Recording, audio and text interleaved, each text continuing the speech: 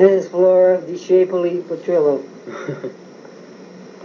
I was born May 16, 1919, in Schenectady, New York, on 120 Front Street. My mother's name was Bianca Berti DiCiapoli. My father was Oliver DiCiapoli. Are you taping me now? Oh, Oliver DiCiapoli. Olivieri, right? Oliviero, that's my mother Bianca, that's the And my mother came from Italy 1913, when she was 13 years old, 1 month on the boat that she never got out of her cabin. She was deathly sick. That's why she said she would never go back to Italy, because she, you know what I mean? Couldn't take the boat ride. She couldn't take the boat ride. And her mother, and they all came and they landed. They didn't even come to Schenectady, New York the first time. They came. They went up near Plattsburgh, up from the Canadian. That's almost up the Canadian border. Upstate New York. And they went, upstate, and they went work on a farm. How or what? I never knew how they got up there. Why or what? They didn't have to go through Ellis Island? They had to go to Ellis Island. Yes, I remember that too. And my father, he came with his mother and father, but they didn't stay very long. I don't know too much about that either. And my mother wanted to marry my father's sister's husband, but his mother said, no, you can't marry him because he's got Amelia Forlani, the priest's father. He's got to marry my daughter. Really, that's how they switched. They told him who to marry. Could you believe that? In them days, what they did.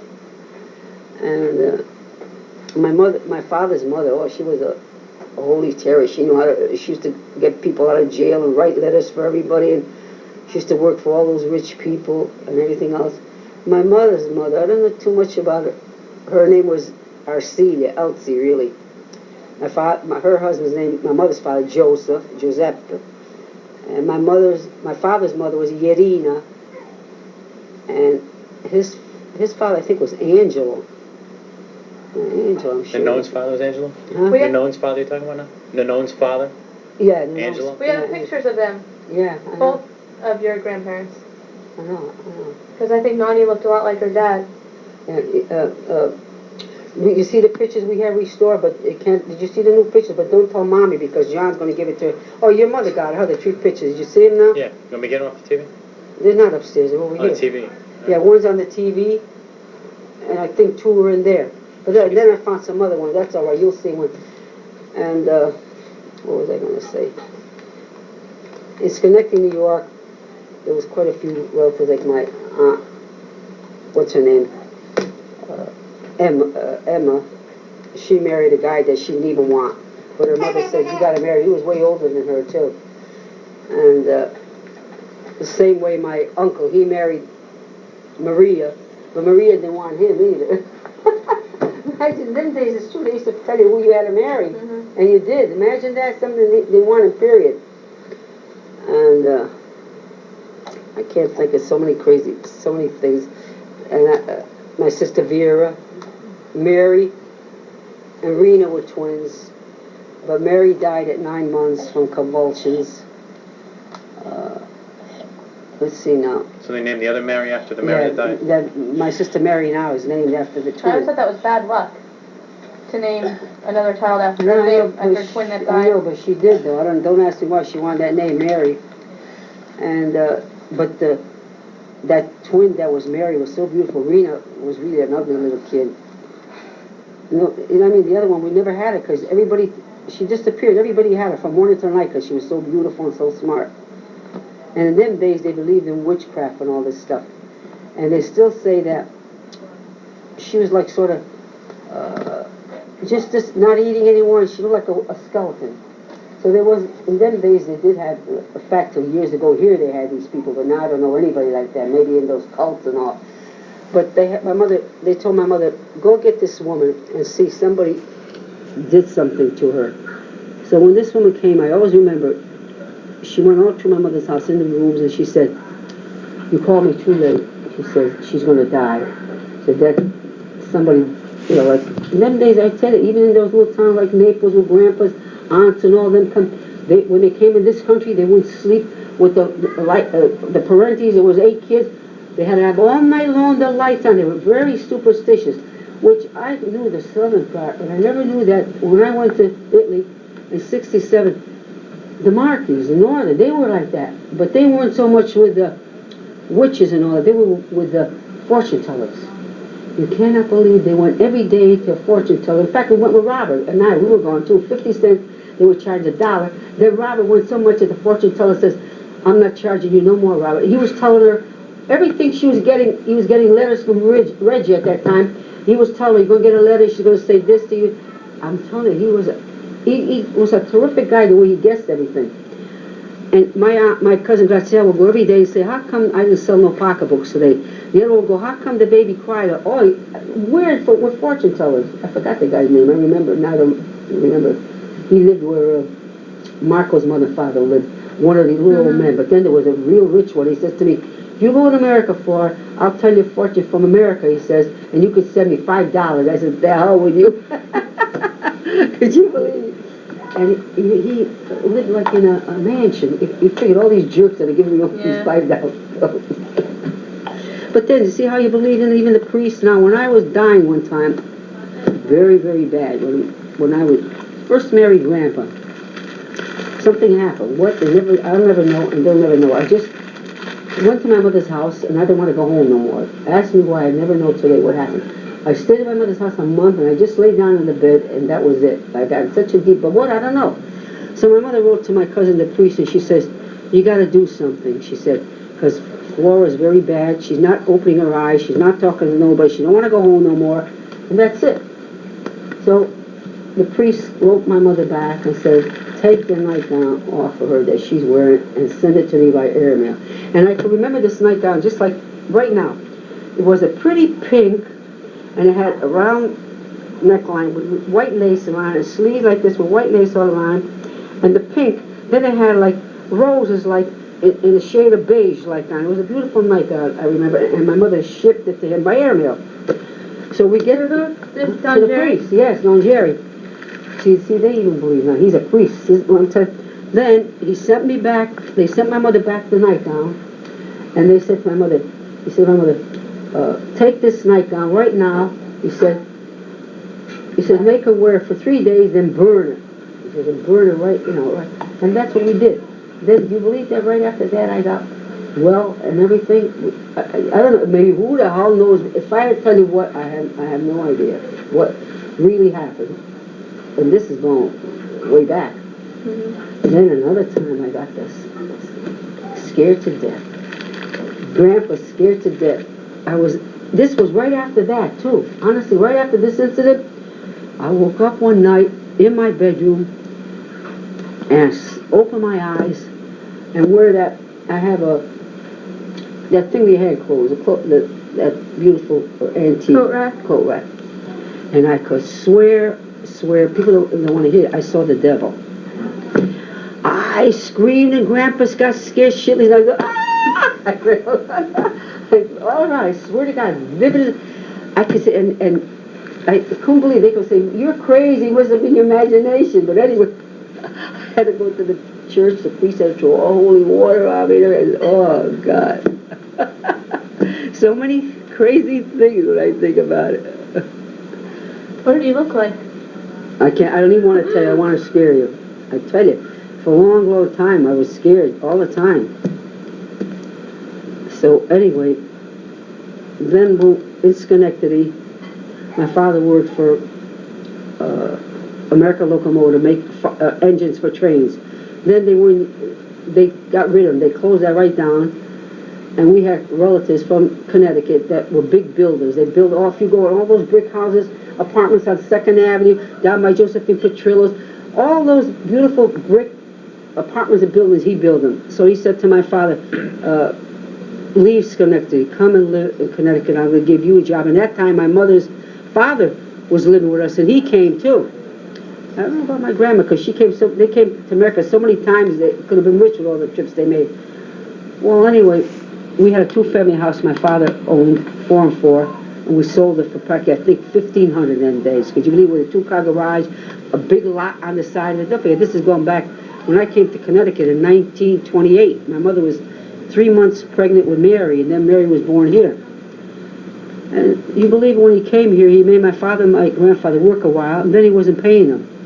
He didn't pay them. So they had to quit and go on construction job and stuff like that, you know. His last name was Spadoni, I always remember.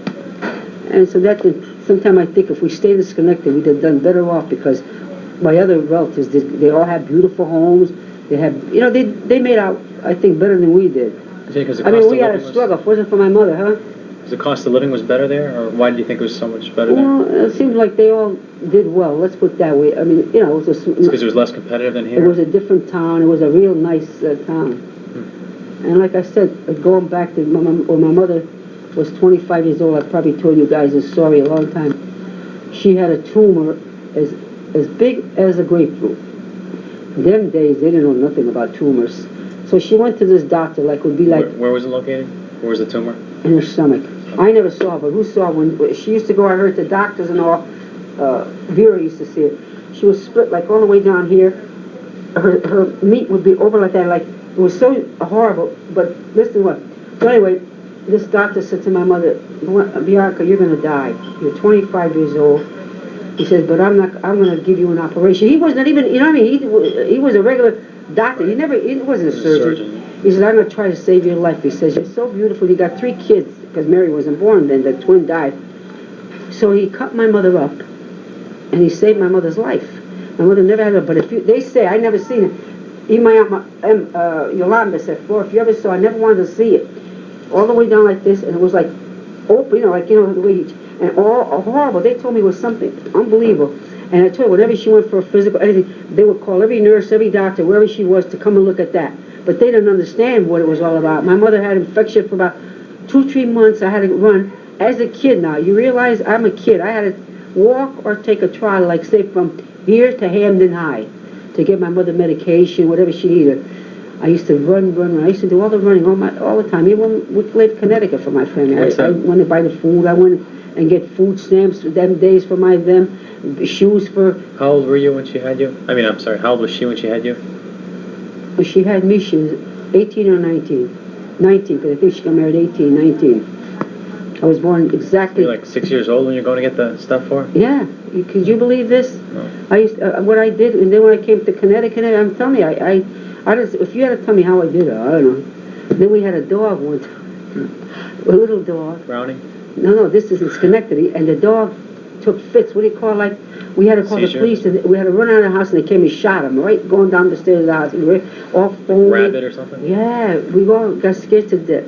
Then I had my Aunt Emma. She was a jazz. You know them days, those jazz dancers? Charleston. That was her.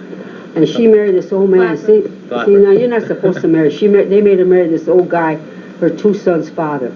He was madly in love with him, but they were like, they didn't even, you know what I'm saying? She was full of hell and all that, and he was a big jerk, just sat at home and drank wine. So her and her girlfriend, Tina Marini, started going dancing. Then they met her husband, the second husband, Tony Rush, a fiddler player with his own band, Polish, and singing all that. And she had a 1927 Studebaker, brand new, a beautiful home, brand new. That the old man gave her everything, but Did she divorce him? Yeah. One day he come home, the house was empty, and the kids weren't there. No furniture, no nothing. She took off with this guy, Tony Rush. And she said, then, in them days, he was a big moonshine dealer. They used to go in nightclubs in Albany, New York. During the probation, is that what you said? Prohibition? Yeah, delivering 50-gallon drums of alcohol to all the nightclubs in Albany, Schenectady, Troy. He said, what nerve she had in him, too. Sometimes cops would be chasing him with... Al Capone did. Yeah, I swear to God, exactly like that. I couldn't believe it. I couldn't believe the crazy thing. And I used to go with them, Connecticut, when they moved to Connecticut there, I would go with them where they would have their stills all covered with brand. We used to go buy hops and sugar and all stuff to make the stuff, you know.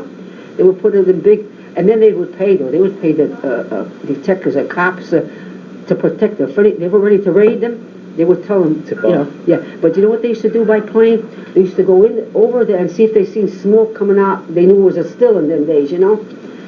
In fact, Tony Rush, her husband, and this guy Jumby, a good friend of my father-in-law, Mark and John Club, he spent 10 years in jail. They caught him. My cousin, Emma's husband, Tony, He ran. He says bullets were flying on the side of his ears. They couldn't get him. They were shooting at him, the FBI, but what do they call those people? Tobacco, whatever. They come after you when you... Alcohol, tobacco, firearms. But they didn't get him. But they got Jumby. When they said stop, we'll kill you, he went like this. But I never knew it though. About maybe 10 years later, my father said one day, Flora, we're making a big collection today for Jumby on the Michael John Club. Everybody's putting in money. I said, Pa, for what? What are you making? Where's Jumby? You know, they told me he went back there because I said, Pa, how come we don't see him no more? I used to love when he used to come to deliver moonshine all around our area, you know, in those 5-gallon galvanized tanks. My mother used to buy 5 gallons worth, put it in a spoon, light it with a match to see if they didn't mix it with water. And then we knew that they jipped, they would put water. But we loved when he came because he gave us all $1. $1 in them days was like $10 now. We go, oh boy, you know.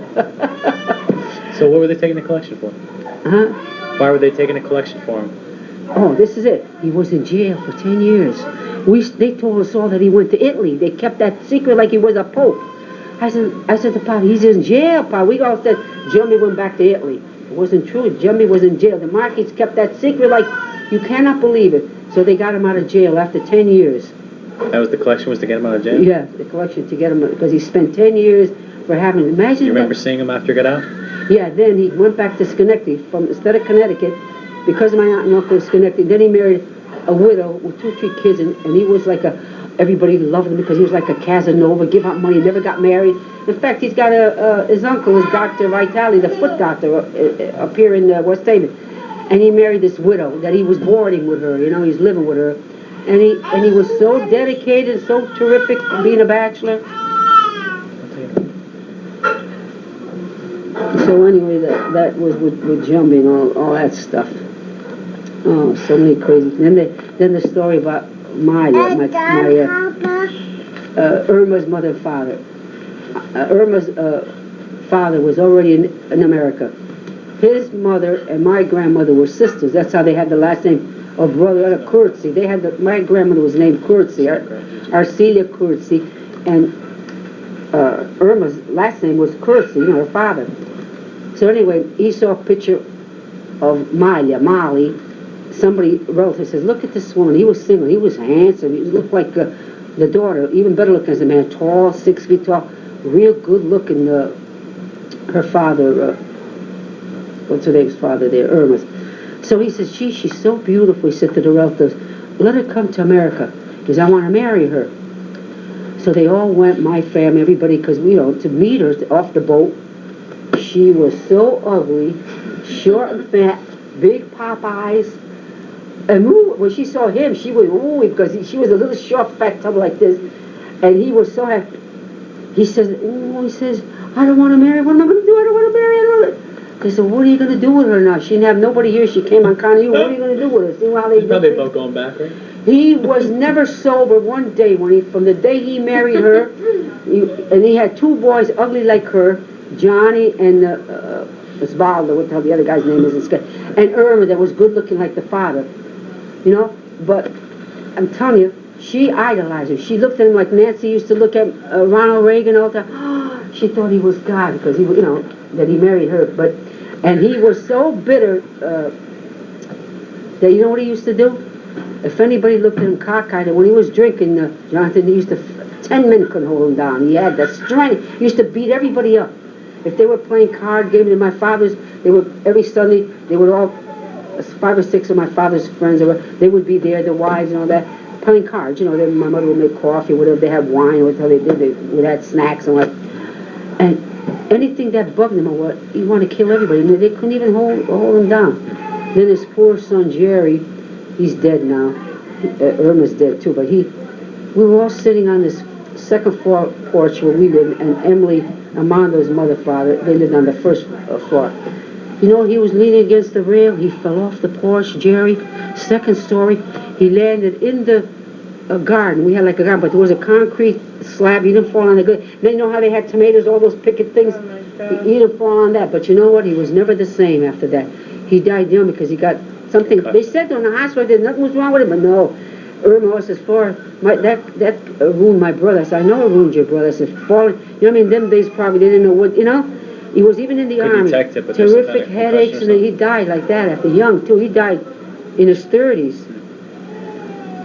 So like I said, a lot of interesting things. A lot of tragic things, huh? Yeah, and then I tell you, when Rudolph Christmas. Valentino died, my mother had an antique Patroller. They bought a record. I wish I had those records. Everybody in the neighborhood would come and listen to it. È morto Rudolfo Valentino. Like in Italian, they were all crying for Rudolph. He's like the Elvis of the past, right? Yeah, they were all, oh, he died. They couldn't get over this record. Would just sit and narrate, all the things.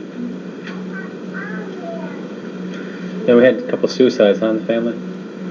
Oh, A couple suicides in our family, huh? yeah. My uncle, Asphyxiation my and then- grandfather, which was terrible. My grandfather was so mild, so good. He never. You cannot believe why. But he wanted to come to America, and they said because if it wasn't for my grandmother and Yolanda that couldn't come back no more, they changed the laws. He would never. In fact, he bought a beautiful home that was worth a fortune afterwards when he sold it, right by General Electric. So anyway, but my grandma went back with Yolanda, and the law changed. She couldn't come back no more, Yolanda, so she stayed there. And he kept going back and forth. He lived with us a lot of time. So when the World War II was coming, he wrote to my mother, my aunt, and my uncle. He says, I have my own money that you people send me. I got my trip. You got to call me. I don't want to stay here. I want to come to America. This is going to be a long, terrible war. Then you know how I said, my aunt said, I'm going to do, my uncle's going to do it. Nobody did. The war came. That was the end. But just before that, they heard he slit his throat, and then he was sorry that he lived 24 hours. Oh, couldn't believe it. Was such a good guy. To think, how did we have the nerve to do that? Didn't somebody say that it was because he had back problems or something? They said that, but that's not true. Don't believe that. He did. Well, he was a little hunchback, but it was that he wanted to come to America. He went. He would have been rich if he stayed in America. But kind of my grandmother, and then Yolanda. But why couldn't Aunt Yolanda come over here? First, she was here, but because she dropped me when she's 6 years old. She hold me one time. She dropped me. The one time, no, she dropped me probably on my head. She was holding me. She dropped me right on the concrete slab. What the hell she did? They couldn't come back here no more. And my grandfather didn't want to stay here. He loved America. He loved America. And I told you, he would have been richer because already he had bought this big, beautiful house in Schenectady right near, and they sold it for about 5 times more. After he sold it, he went back to Italy. And I remember they would carry these big trunks when they came up the 3rd floor of my mother's house on the Harlow Street with their stuff. But like I said, then my poor Uncle Jimmy, his wife was a mean, rotten person. She used to always tell him, he lost an arm. Remember? He caught it in the crane. In fact, I still have the write-up when they put in the Schenectady and Albany papers what happened to him. Then you believe it, later after he was oiling the tank, the guy didn't know the what do you call it, the engine thing of the crane, the crane operator. He didn't know if didn't realize my uncle was oiling it. He started the engine, so it took my uncle's arm right in. Then he went back with one arm. It cut the other hand, the fingers off. The same thing. Could you believe that? I mean, how awful.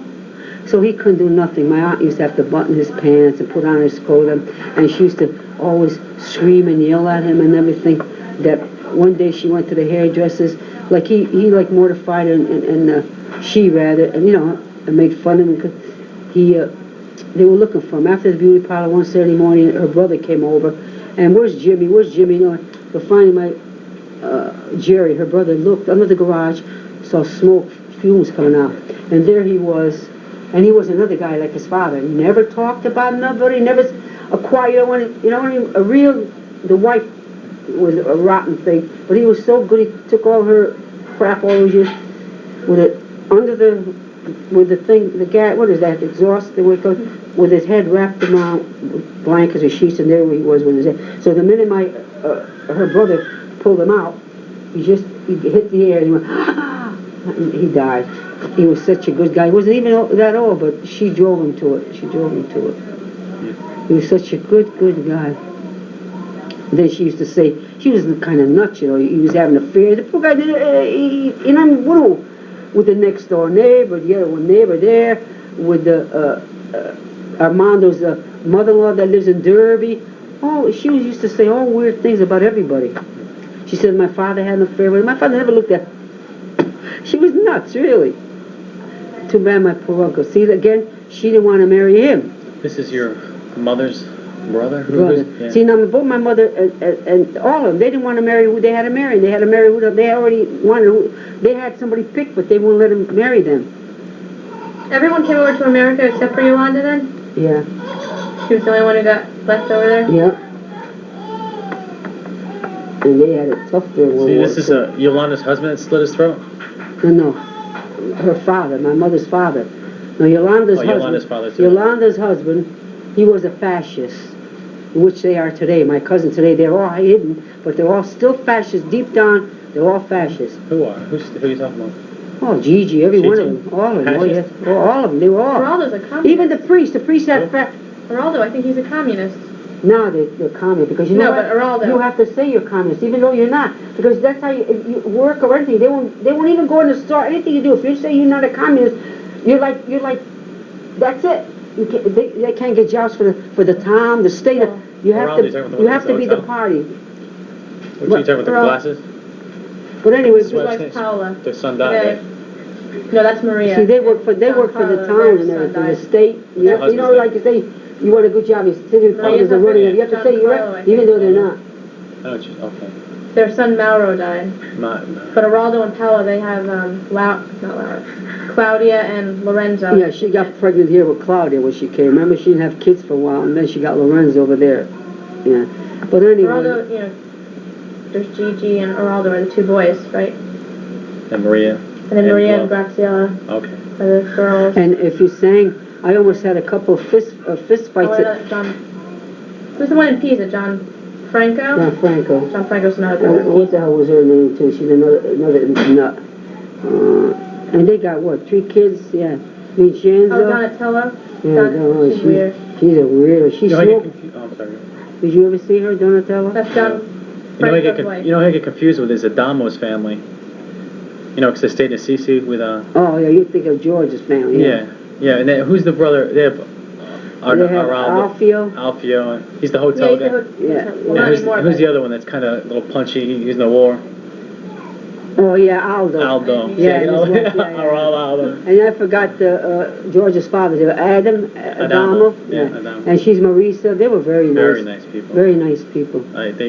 I told you when I went and But you didn't stay hardly at all. You and your buddies could. I stayed about like 6 or 7 days each time. I went 6 or 7 days and I came back through and stayed 6 They or 7 made you stay with them. But I had signed up at a youth hostel outside of town. I paid, put my stuff up and everything. I went to see him at the car dealership, introduced myself, and he said, "You're staying with us?" I said, "No, I'm already set up, at this youth hostel, and which is the place where people stay, a cheap place." Mm-hmm. He said, "No." And I said, "Well, I'm already." So he drives me to the place. Yeah, He tells the guy, he goes, "No, this is kept squeezing me. Grandpa No, he's and I got were to stay with good me. He's to talking them. about the time. He's give the money back." If anybody goes silly, and then I tell them who they are, they'll treat them good. Even my family. Are they still happily married there, Giorgio Oh and? yeah, oh yeah. What's her name? They always said if I ever wanted. Sheila. Sheila, yeah. Very My mother owns a bar. Their kids must be getting big now. Yeah, I was just telling Diane. They must be about. The kid was like Dennis, little Dennis before. Now he must be, Yeah. And then the sister was married to a big attorney, very rich with a villa. Remember, the sister. Then another. Whose sister? Sheila's sister? George's sister. George's sister. No, it's only him and his sister. Oh, I remember married to Sheila's an mother, attorney. who was a glamour, Oh yeah. Oh, she owned the bar. You see, I got pictures of her and Grandpa dancing with all those hotel owners. I said, when you were me, you never wanted to dance. I said, well, he said, well, they dragged me on the floor. I danced. I said, that's very. Yeah, I got a book with all those hotel owners, all women. You told me, remember? Yeah, all dancing. They used to have parties. Used to go in the winter. Hotel Sole stayed in. Yeah, they were good too. Yeah, they see how they In the treat back you. room, They all, gave yeah. Big meal. Grandpa used to go eat there. They would make with them like family. They did, yeah, they took me in the back room. Los Angeles Hotel. Did you go there too in the CC? The mother stayed in Los Angeles with them? I don't even That's know. outside of town. That's near No, like they didn't go to Recife? Yeah. We stayed in a converted monastery. So they didn't go I don't know visit. what the name They of it didn't go was. bother none of them. They She were on said they their went own. to Sisi though. Oh, not that Yeah, we hotel. went It was on a tour, so I don't even remember. I remember that hotel. I remember. There's one right across from But as far Father as- Harpin too. There's a hotel right there. I don't remember. Yeah, as far as my cousins, Johnny and I, my mother, we did a lot. Remember during World War II, and even after that, when Mother and I were in Italy, my mother and I would sit every Christmas and every Easter, and a lot of that, we would write $300-400 worth of checks to all of them. 50 for this one, 50 for that one, 50 for that one. We'd send them all, and my mother's food and clothing, she used to send it worldwide. Where'd this money come from though? It's from no one working? Yeah, Noni was working, and then Really? whatever it was. That's a lot of money though, Yeah, we $400. used to send to them because they didn't have nothing. If they realize when they think of all This these before things. you're married? This is when you're No, after I married, this is... Noni, when she was working out. This is Before that, we didn't even have food. They should have sent us food years ago. but this is Grandpa's money too? Like... I'd make my own checks, and Noni make her own check. We'd sit there and write them checks all the time and send them stuff. My mother used to make them big packages of food. Oh, you know what we used to do? My mother and I with cigarettes in the packages. They would rip them right off, you know. We used to take a 2-pound can of coffee, a 1-pound can of coffee, take out, they used to sell cigarettes, big money. You couldn't have them in Italy, American. They wanted, you buy American cigarettes in Italy, you're not getting American cigarettes. They mix with Italian tobacco. They want the ones right from here. So we would open up a can or two, we had them empty, we would tell people, say, we put cigarettes, we take them out of the car and put so many packs that would fit, then we'd start, because they would x-ray them, you know. If they saw packages, cartons or what, they would rip off the packages and you wouldn't get nothing else, like whatever you sent, sugar, a soap, whatever, macaroni, we used to send all kinds of stuff, cans, clothes, nice clothes. That's how we gave them cigarettes. We used to have to put them in tin cans. So they couldn't see through the tin cans, evidently they didn't. So they would get the cigarettes. Look at Graziela's husband. He bought 40, 50 cartons of cigarettes when he went back to Italy from here when he visited me the last time. Really? Down the cellar, two friends of his came. Grandpa gave them all money. They made him sleep here and everything when they went back. He's Canadian, right? Huh? Canadian, he went... No, they were from Italy. They had gone to Canada, they came and stayed a week here. No, but isn't he from Canada? Franco?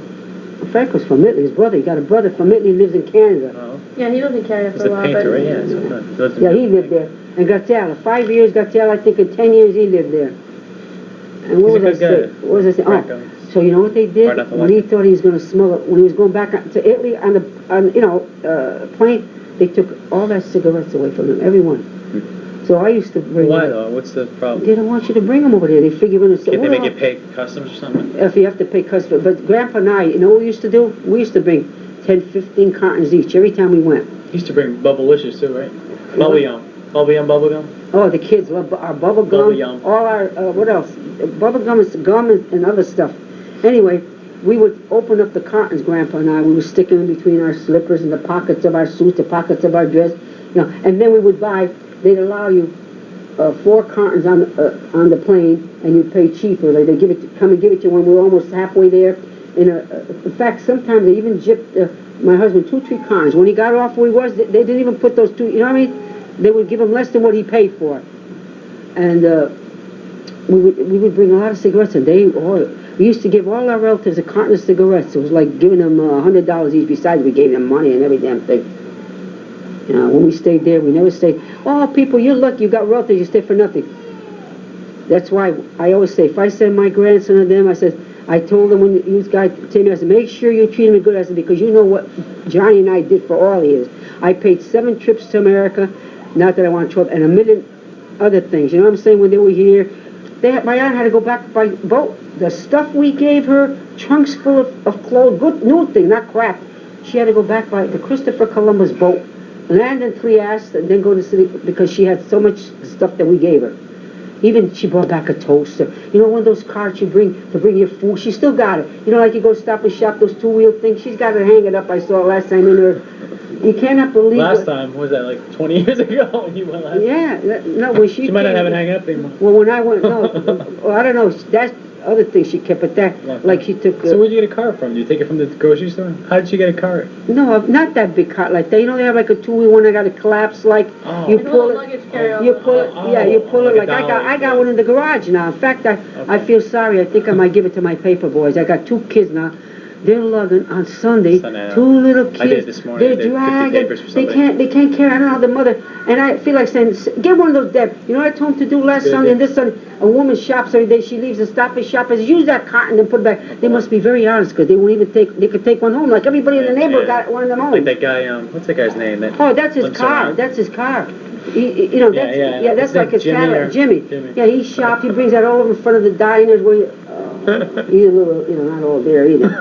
But what I'm trying to say is that unbelievable. So anyway, she took back like that time toasters, all crazy, everything she's seen beside. You can't. It's like she gone to the World's Fair and taken all the new No, because when they come here the first time, they're shocked with really. Let's face it, what we have. I know. The stuff that they brought back, they probably didn't see in Italy for years. You know, the stuff that you could buy here that they probably didn't have on the market there. They still don't have a lot of things. They don't have a lot. They're 40 years behind. Yolanda begs us for peanut butter.